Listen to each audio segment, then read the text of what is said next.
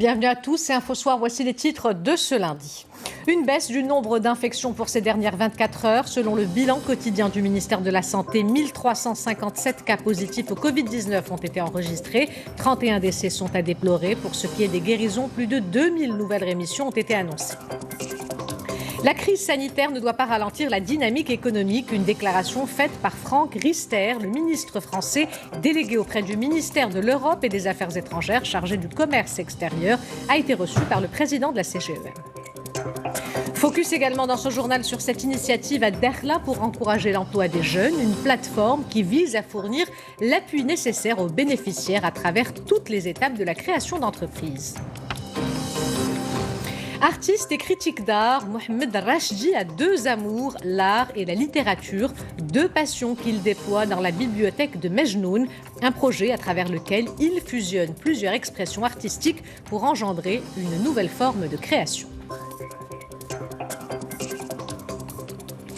Madame, Monsieur, bonsoir. Des chiffres en baisse, mais la vigilance reste de mise. Selon le bilan quotidien du ministère de la Santé, 1357 cas d'infection au nouveau coronavirus ont été répertoriés durant ces dernières 24 heures, un intervalle durant lequel 31 décès ont été enregistrés. Pour ce qui est des guérisons, plus de 2000 nouvelles rémissions ont été annoncées. Les détails avec Rita Sah.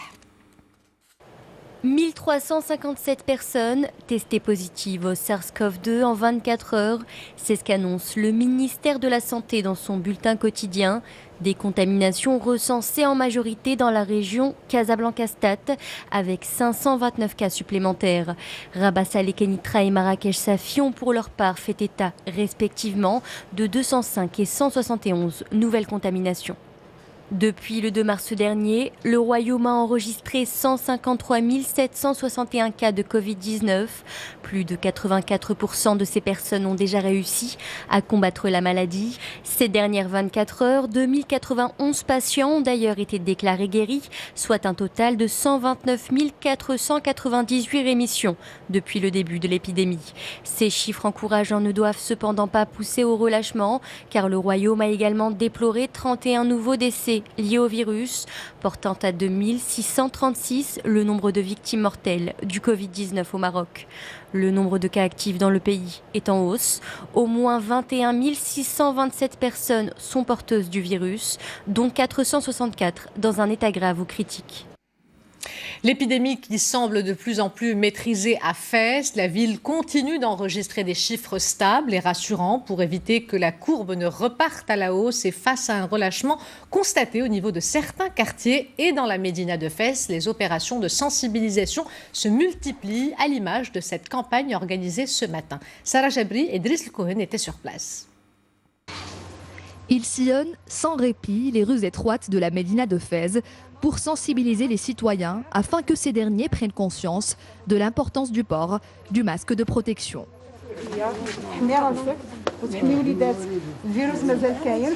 Ils en profitent également pour en distribuer à celles et ceux qui, malgré les appels incessants, demeurent réticents. Ce n'est pas toujours évident de porter le masque pendant de longues heures. J'en ai 4 ou 5 à la maison. Je les ai juste oubliés. Je suis sortie faire mes courses sans masque, mais on me l'a donné gratuitement. De larges campagnes de sensibilisation sont menées à travers la ville. Depuis le déclenchement de la pandémie, ces acteurs associatifs sont mobilisés auprès des autorités locales. Ils s'invitent même dans les ateliers des artisans. Le coronavirus est toujours parmi nous. À nous donc de le combattre par le port du masque et la désinfection des mains pour se prémunir d'une infection. Toutes les composantes de la société civile ont fait preuve d'une forte mobilisation et ont joué un rôle de premier plan dans la sensibilisation des citoyens. Et nous continuons notre combat car le virus est toujours présent. Pendant la première semaine du mois d'octobre, 537 cas de contamination ont été enregistrés au niveau de la région Fès-Meknès. C'est 110 cas de moins comparés à la même période du mois précédent. Les indicateurs sont très satisfaisants et la situation épidémiologique dans la région se stabilise. Mais cela n'empêche qu'il ne faut en aucun cas baisser la garde. Ce combat requiert davantage de patience et de sacrifices. Les larges campagnes de sensibilisation et la mise en œuvre depuis plus d'un mois de l'opération de dépistage rapide commencent à porter leurs fruits.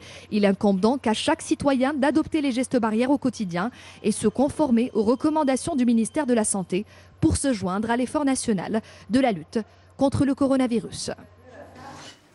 La pandémie de Covid-19 qui se poursuit à travers le monde. En France, plusieurs villes sont en alerte maximale et les agglomérations de Toulouse et de Montpellier ont aussi basculé en zone rouge ce soir face à la résurgence de l'épidémie.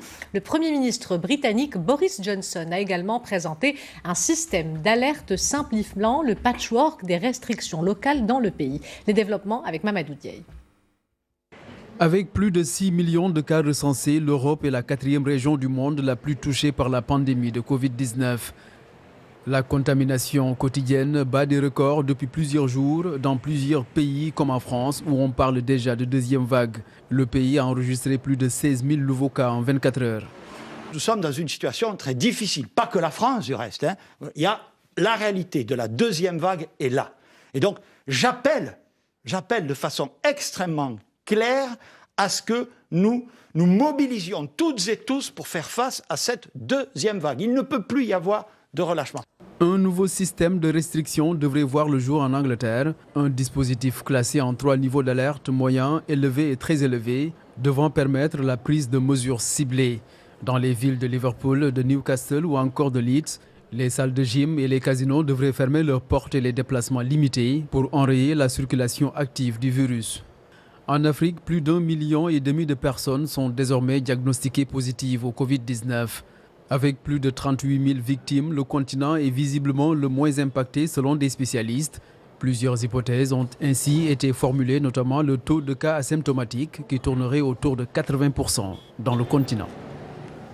L'actualité internationale marquée également par le vieux conflit du Haut-Karabakh. Le cessez-le-feu peine à être respecté. L'Arménie et l'Azerbaïdjan se sont accusés mutuellement ce lundi d'avoir procédé à de nouvelles attaques à l'intérieur et autour du Haut-Karabakh, mettant ainsi en péril la fragile trêve entrée en vigueur samedi. Le cessez-le-feu négocié à Moscou n'aura été qu'un espoir furtif. Officiellement, une soixantaine de civils ont péri depuis la reprise des combats fin septembre entre séparatistes arméniens et forces azerbaïdjanaises, mais le bilan pourrait être bien plus lourd. C'est le dernier prix Nobel de la saison, celui d'économie. Il récompense le travail de 2 experts américains des enchères. Ils faisaient partie des favoris. Paul Milgrom et Robert Wilson ont reçu le prix Nobel d'économie. Le jury de l'Académie suédoise des sciences a décidé de les récompenser car ils ont, je cite, amélioré la théorie des enchères et inventé de nouveaux formats d'enchères au bénéfice des vendeurs, des acheteurs et des contribuables du monde entier. Fin de citation. Continuer à vivre et à faire des affaires en dépit de ces circonstances, la crise sanitaire ne doit pas ralentir la dynamique économique. C'est la déclaration faite par Franck Riester, le ministre français délégué auprès du ministère de l'Europe et des Affaires étrangères, chargé du commerce extérieur et de l'attractivité, a été reçu aujourd'hui par le président de la CGEM. Reportage Sarah Faye. Il a fait le choix du Maroc pour son premier voyage hors Union européenne depuis le début de la crise sanitaire. Le ministre délégué français chargé du commerce extérieur et de l'attractivité a été reçu aujourd'hui par le président de la CGEM. Une visite qui vise à dégager des pistes de travail sur l'avenir du partenariat économique franco-marocain. Certes, les relations économiques entre les 2 partenaires sont excellentes, mais le ministre français est venu pour donner un nouvel élan aux échanges commerciaux entre Rabat et Paris. Je suis très heureux, très fier de pouvoir passer 48 heures ici au Maroc et d'avoir pu échanger avec des chefs d'entreprise marocains, avec des chefs d'entreprise français. Tout à l'heure, j'aurai l'occasion d'échanger avec mon homologue El Alami pour parler de tout ce que nous avons à faire ensemble, Marocains et Français. Tout ce que nous faisons déjà en termes d'échanges, d'importation de produits marocains en France, de produits français au Maroc. Des opportunités d'affaires, certes avec une volonté mutuelle de bâtir des partenariats dans les secteurs essentiels comme l'aéronautique, l'agroalimentaire et l'automobile, mais aussi la construction et les énergies renouvelables. Nous avons discuté des liens, comment renforcer les liens économiques entre le Maroc et la France et l'Europe, des liens qui doivent être renforcés davantage, surtout en cette période de pandémie. On peut circuler, on peut venir au Maroc, les mesures sanitaires sont respectées, c'est un pays sûr. Et donc, évidemment, on appelle les touristes, dans des conditions sanitaires très strictes, encore une fois, à se rendre au Maroc, parce qu'il y a des infrastructures ici hôtelières, c'est la saison touristique. Le Maroc est le premier partenaire commercial de la France en Afrique. Près d'1 millier d'entreprises françaises opèrent dans le royaume, employant près de 100 000 personnes. Et les échanges commerciaux entre les deux pays ne cessent de croître avec un volume attendu de près de 180 milliards de dirhams en 2020. Et lors d'une conférence de presse, le ministre français a rappelé la solidité du partenariat entre les deux pays. Franck Riester a également annoncé les prochaines visites au Maroc des ministres français de l'Intérieur et des Affaires étrangères. Je vous propose de l'écouter. Il y a eu cette rencontre de haut niveau en fin d'année 2019. Il y a eu l'avenue du ministre de l'Économie et des Finances, Bruno Le Maire, début d'année 2020. Il y a bientôt la visite dans quelques jours de Gérald Darmanin, le ministre de l'Intérieur, prochainement de Jean-Yves Le Drian, le ministre de l'Europe et des Affaires étrangères. Et donc moi-même qui me rends ici pendant 2 jours à Casablanca, au service de la définition de cette ambition et ensuite à sa mise en œuvre, encore une fois, à travers différents partenariats, différents échanges et détermination à relever ces défis d'avenir pour nos deux pays. Focus à présent sur cette initiative à Dakhla pour encourager l'emploi des jeunes, une plateforme qui vise à fournir l'appui nécessaire aux bénéficiaires à travers toutes les étapes de création d'entreprises. Un projet destiné aux jeunes de la région Dakhla Oued Dahab. Reportage Nezar Bouhout, le récit est de Mehdi Soufiane. Développer les compétences des jeunes et promouvoir l'esprit d'entrepreneuriat, tels sont les objectifs de la plateforme qui a été inaugurée à Dakhla. Réalisée grâce à un investissement de plus de 2 800 000 dirhams, elle permettra la mise en place d'un mécanisme d'appui à la création d'entreprises. Ce sera l'occasion pour les jeunes de présenter des idées innovantes pour la création d'une petite entreprise. Pour cela, un montant de 1 920 000 dirhams est prévu. La réalisation de cette structure s'inscrit dans le cadre des objectifs de l'Initiative nationale pour le développement humain. Pour la période 2020-2023, la plateforme proposera l'appui nécessaire à plus de 660 bénéficiaires. Notre objectif est de permettre aux jeunes de créer des entreprises dans les secteurs prometteurs dans la région, notamment la pêche maritime, le tourisme, l'artisanat et les services. D'ici le mois de décembre, 12 projets doivent être réalisés dans la province de Oued Dahab, ainsi que 10 projets dans la province d'Aouserd, d'ici fin 2020.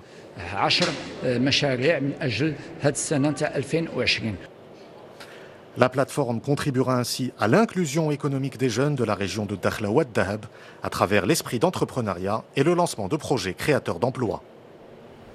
Moderniser et mieux organiser le commerce en gros des fruits et légumes à Tanger. Un nouveau marché vient d'ouvrir ses portes. Le projet qui s'inscrit dans le cadre du programme Tanger Métropole a nécessité un investissement de 124 millions de dirhams. Reportage d'Erbenzina, le récit est de Rita Saha.